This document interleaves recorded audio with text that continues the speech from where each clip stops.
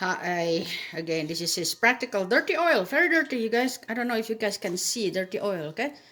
Very dirty, very muddy, full of residue. Warm them up on a medium heat or high heat, up to you.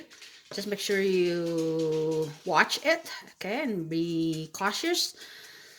If you are underage, better not to do it.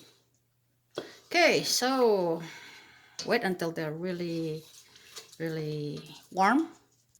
Once they're hot, turn off your stove. Sprinkle some baking soda on them. Okay, and then mix them well.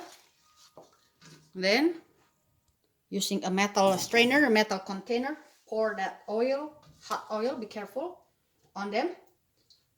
And then leave them overnight. Careful, this is dangerous, you guys. My wok is very heavy too.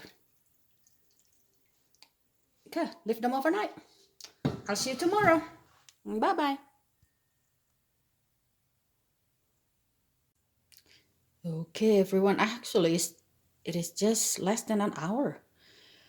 I'm surprised. I thought it would be like 24 hours. In the past, I didn't warm up the oil. It takes longer process.